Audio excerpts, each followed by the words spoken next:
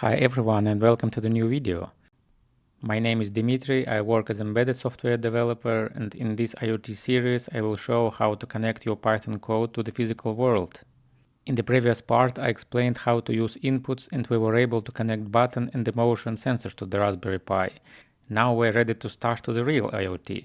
I will show how to make integration with the Home Assistant and we will be able to connect real smart home device. Home Assistant is a large home integration platform. You can see the screenshots on my screen. You can install Home Assistant on your own. It supports a wide range of devices. You can install it on the Raspberry Pi, on Linux, on Windows. I use Home Assistant installation in Docker, so I can run it again from scratch whenever I want, but you are free to choose any other options. And at the end of the video, we will be able to have our own integration like this. So we can have a smart plug that shows different information. We will connect our board that will be used as an input and as an output. And let's get started with coding and see how it works. As the first part of this project, I will reuse the code from the lesson 2. Our first method is GPIO init, which initializes the ports as inputs and outputs. Then I will use a method to add a callback, so we will be notified when the pin is changing.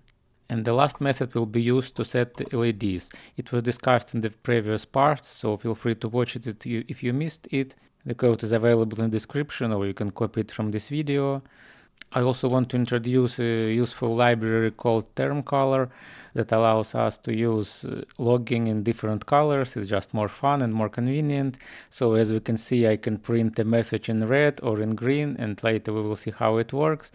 And now we're going to the fun part, to integration with the Home Assistant.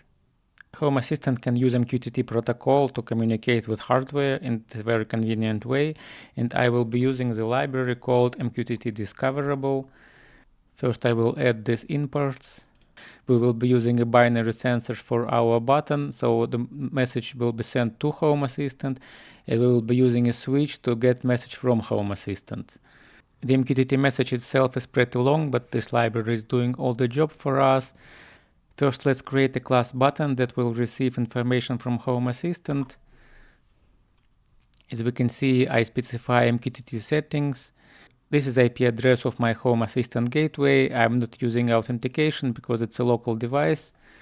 We can see our main parameters here. I named my device as a Raspberry Pi LED switch.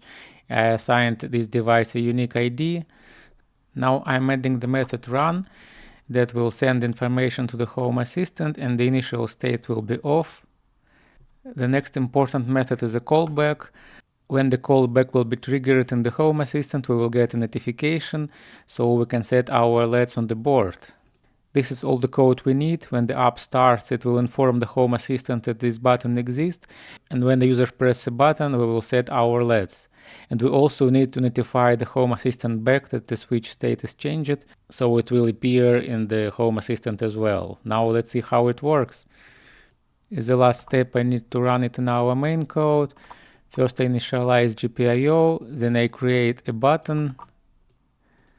I also need to run an infinite loop, because otherwise our application will be stopped. As well as in the previous part, we use infinite loop only to keep the app running. And we are ready to test. First I enable the terminal and I can start our code. We can see that the app is running and connection is established. Here we can see the MQTT message that was actually sent to the Home Assistant. So as we can see, it's pretty complex, and this library is a convenient way because it's doing it automatically. Now when I switch to Home Assistant, we can see that our Raspberry Pi LED switch magically appeared here. Let me move the window a bit up so we can see the console. Now I can press the button and we can see the new messages that are coming from the Home Assistant. Our integration works. We can also see it on the board itself. When I press the button on, the LEDs are also on.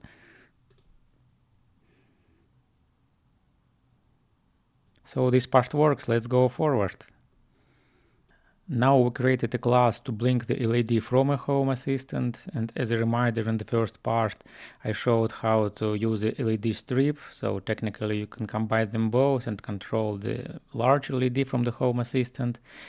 Now I will show how to send data from our button to Home Assistant. I will create a second class. It will called binary sensor. As we can see, the idea is mostly the same. I have a class binary sensor info that has a unique ID and a name, and we have MQTT settings. Our class will have only two methods, run in the background and set state. When the GPIO state changes, we will send it to Home Assistant. The last thing I need to do, I need to add it to our main part. I am adding our sensor as a new device. In the previous part, I explained the method pin changed so we can subscribe to the GPIO events. As we can see, I have a method GPIO add event as I created before. So we have a callback that will be automatically triggered. And when the pin is changing, I will just send this information to Home Assistant. So technically it's pretty easy, and this is all the change we need. Let's start testing. I enable the terminal first and I can start my app. Visually not so much changes, but now we send information about two devices, about our button and about our LEDs. Now let's open the Home Assistant screen. I will enlarge it a bit. And as we can see, our new entity already appeared. It's called binary sensor. And when I press the sensor on the Raspberry Pi, we can see that its status is changing.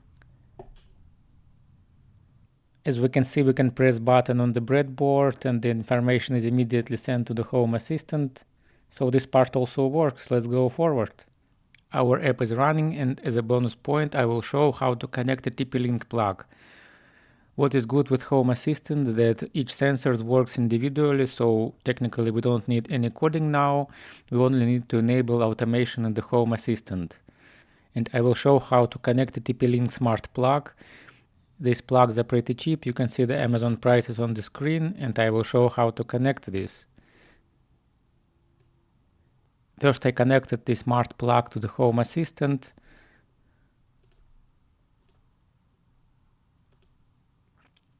I can see the TP-Link here in my settings. I enabled it. I only need to know the IP address. It was easy.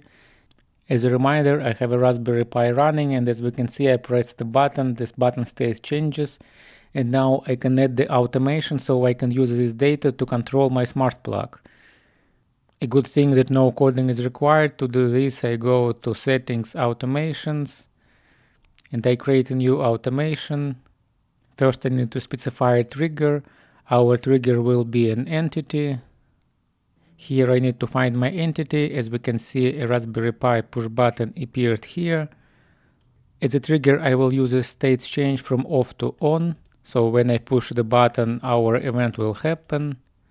And as an action, I will toggle our smart device. As we can see, the smart plug already appeared here. And as a state, I can select toggle. And when I press the button, our state will be changed. As we can see on the screen, the button is pressed. And I can use it to turn and off my smart plug, and of course I can connect any load into it. Also, as we can see, this smart plug is a pretty smart device. It can show different parameters like energy consumption, current. You can even see the voltage graph Home Assistant is saving. So with the Home Assistant we can have a lot of interesting data. That's it for this video. In this video we were able to connect our inputs and outputs to the Home Assistant.